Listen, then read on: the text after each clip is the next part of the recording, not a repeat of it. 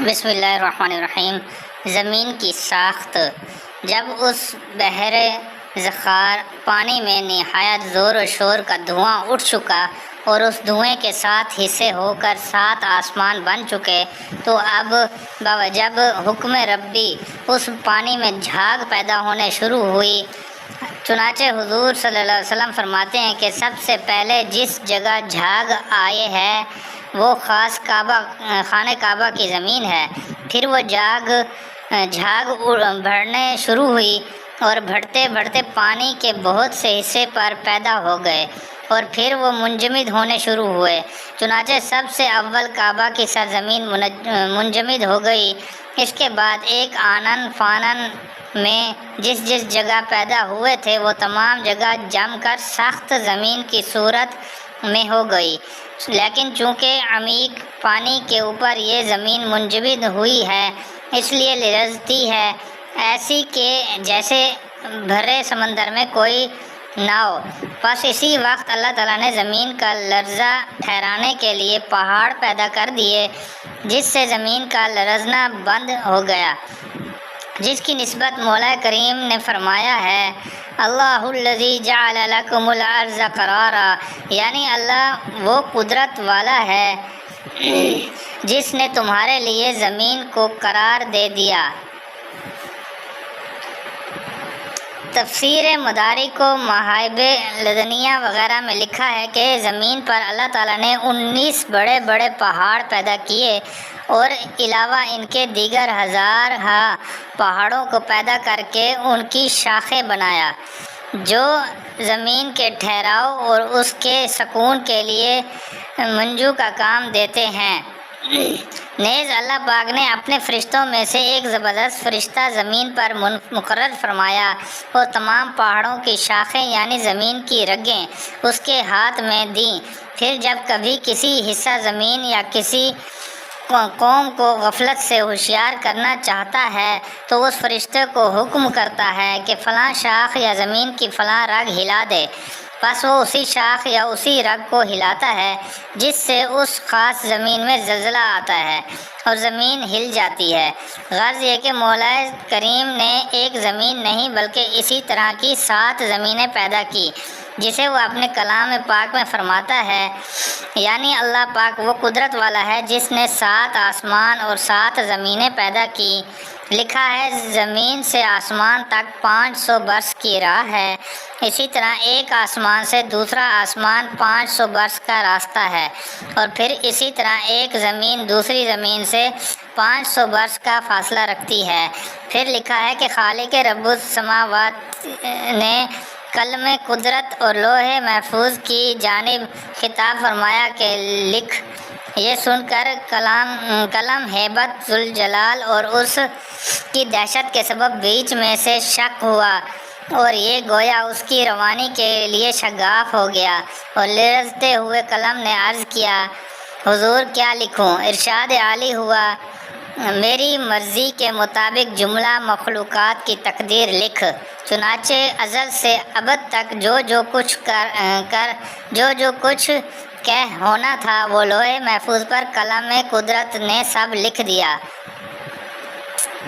اور یہ مولا کی قدرت کا ایک ادنا کرشمہ تھا جن پر اللہ تعالیٰ نے اپنی حجتیں پوری کیں اور انہی طرح طرح کے عذاب عقاب میں مبتلا کیا۔ جو لوگ ان میں پیاری شریعت پر قائم اور عبودیت پر مستقیم رہے انہیں عافیت سے رکھا اور سرکشوں نافرمانوں پر عذاب نازل کیا۔ اس کے بعد اللہ تعالیٰ نے ایک بزرگ جن کو صاحب شریعت بنا کر جنات کی ہدایت کے لیے بھیجا، جو جنات کے لیے دور جدید کے لقب سے ایک نیا زمانہ مشہور ہوا۔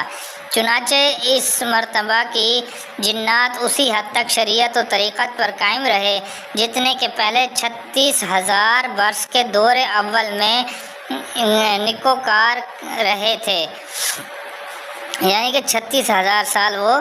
نیک رہے تھے۔ غرض یہ کہ قوم جنات میں 36,000 برس کا دوسرا دور شریعت کی پابندی سے گزرا۔ اس کے بعد ان میں پھر جہالت اور سرکشی زور پکڑ گئی، جس سے کہ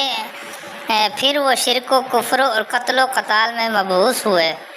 چنانچہ اس دفعہ حکم الہی ان کے فنا کر دینے کا صادر ہوا اور تمام سرکش اور دشمنان شریعت فنا کر دیے گئے۔ اب تیسرا دور شروع ہوا جس میں ایک نیک نہاد بزرگ ان کا والی بنا کر بھیجا گیا، اور پھر 36,000 برس تک یہ لوگ فرما بردار اور اطاعت شعار رہے۔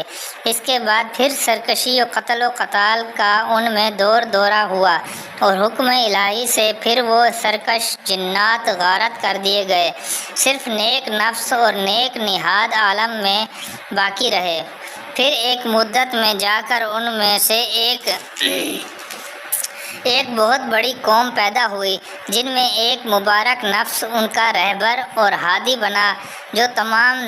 زیور عقل و حکمت سے آراستہ تھا، اور ساتھ ہی اس کے وہ تمام قوم کو حلال اور حرام کے احکام سناتا اور نیکی بدی کے مقام دکھاتا تھا۔ چنانچہ عرصہ دراز تک وہ اس کی اطاعت و فرما برداری کرتے رہے، اور یہ چوتھا دور تھا جب اس نیک نفس ہادی نے اس جہاں سے رحلت کی، تو جو بدترین جنات تھے وہ اگلی قوموں کی طرح سرکشی و طغیانی میں پھر مبتلا ہو گئے۔ اس مرتبہ اللہ تعالیٰ نے ان کو ہدایت کے لیے رسول بھیجے تاکہ وہ راہ راست پر آ سکیں، مگر وہ ان کی بند و نصاحی سے ذرا متاثر نہ ہوئے، بلکہ اسی طرح قتل و غارت و شرک و معصیت میں مبتلا رہے، نہیں بلکہ نہایت سخت قوم جبار بن کر عالم کو تہ و بالا کرنا شروع کر دیا، اور ایک ناصح کی نہ مانی، جو مولا کو سخت ناگوار ہوا، جس نے فرشتوں کی جماعت آسمان سے بھیجی اور ان تمام مفسدین کو قتل کروا دیا، اور باقی اور کچھ کو جزیروں اور ٹاپوں کی طرف دھکیل دیا۔ جنات کو اللہ تعالیٰ نے اتنی طاقت دی ہے کہ وہ زمین سے آسمان تک کا قد بنا سکتے ہیں، ہوا بن کر غائب ہو سکتے ہیں، آگ بن کر روشن ہو جاتے ہیں، خوبصورت مرد و حسین عورت بن جاتے ہیں، سانپ، بچھو، مچھر، مکھی سب کچھ بن سکتے ہیں، ایک آن میں مشرق سے مغرب تک اور جنوب سے شمال تک جا سکتے ہیں۔ غرض یہ کہ بڑی طاقتور مخلوق اللہ تعالیٰ نے بنائی ہے، مگر ساتھ ہی اس کے ہمارے ہادی، ہمارے پیشوا جناب رسول اللہ صلی اللہ علیہ وسلم نے ہمیں یہ بتا دیا کہ اللہ کی نافرمانی سے مخلوق سرسبز نہیں ہوتی، بلکہ یقیناً وہ ہلاک ہو جاتی ہے۔ چنانچہ جنات سی شہزور مخلوق جہاں سے نیست و نابود کر دی گئی۔